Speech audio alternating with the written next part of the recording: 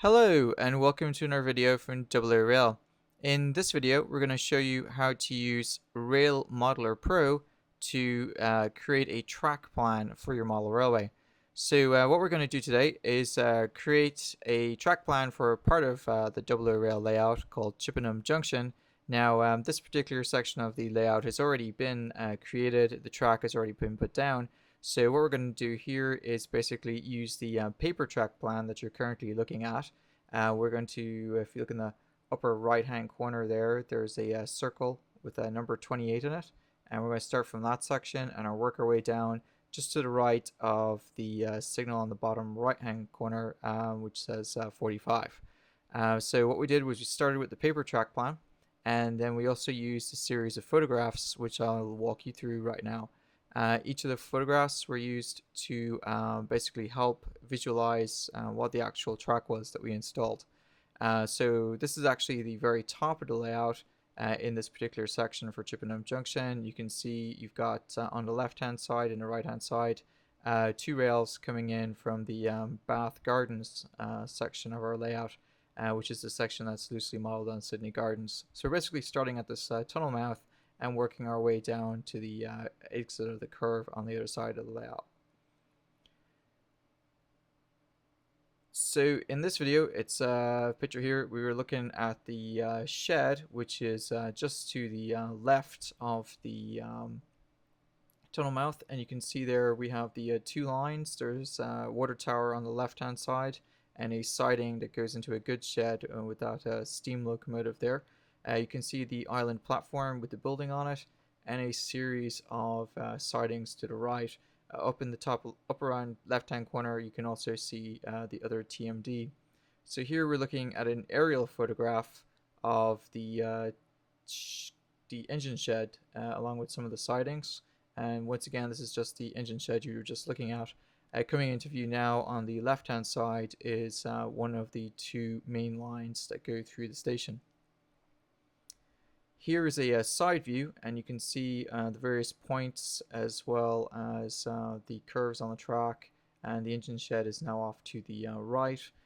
We took this photograph just so that we could check out the points and examine the curves, so when we're putting the track plan into the software we're able to accurately figure out what pieces of track that we actually used. Now keep in mind, when I laid this particular section of layout, I simply had a vague idea of what I wanted, and I threw the track down and kind of made it fit.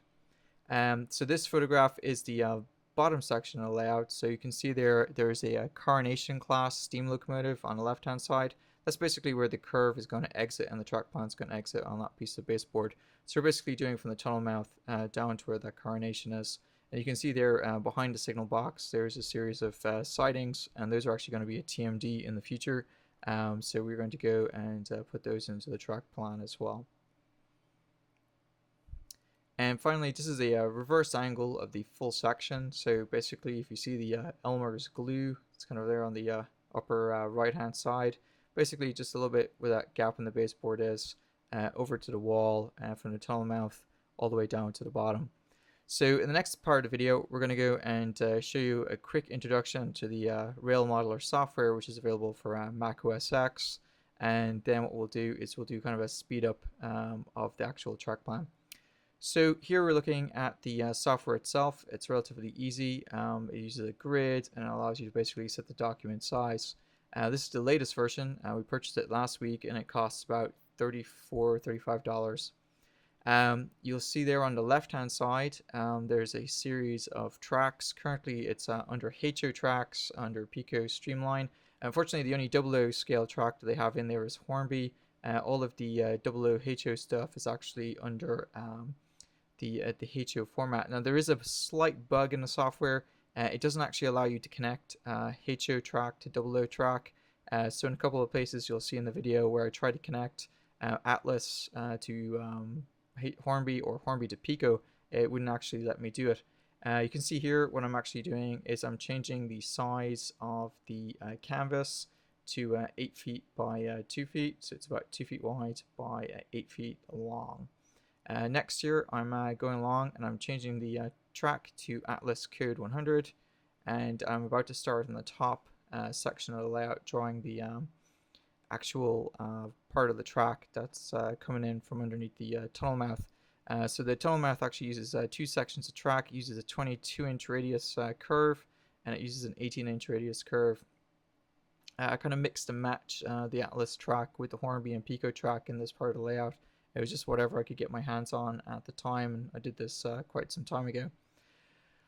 Alright, so what we're going to do in a few seconds is basically throw on some music and do an accelerated version of this, but you'll see a photograph on the right hand side, as well as what I did to put together a track plan. One thing to keep in mind, in the upper left hand corner you'll see where it says Smart Insert.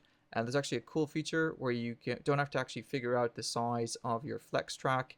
You can basically draw around, and then places where you cut multiple pieces of flex track, you can actually join them by simply selecting the two ends and then selecting kind of connect with flex track from that smart insert section, and that gives you an option of what kind of flex track to choose from.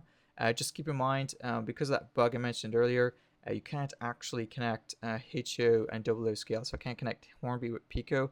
The workaround for that is to simply use a bit of set track straights between the two, and then you can connect them without any problems. So the software is really, really good, and for the price, it's not too bad at all. And you'll see here in a couple of days, we're actually using the software to generate track plans for the new website. So I hope you enjoy the rest of this video, and let us know what you think by putting some information down in the comments.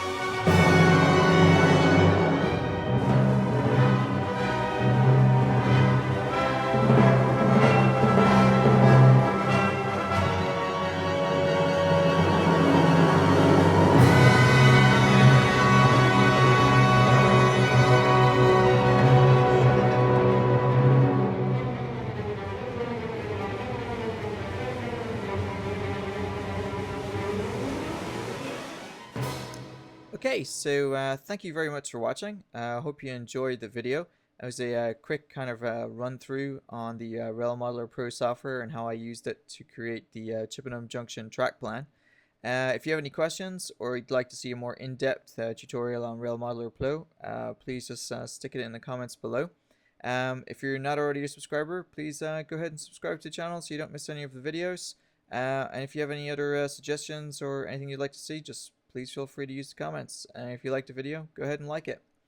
Alright, so go ahead and check out some of the other videos on the channel, and until next time.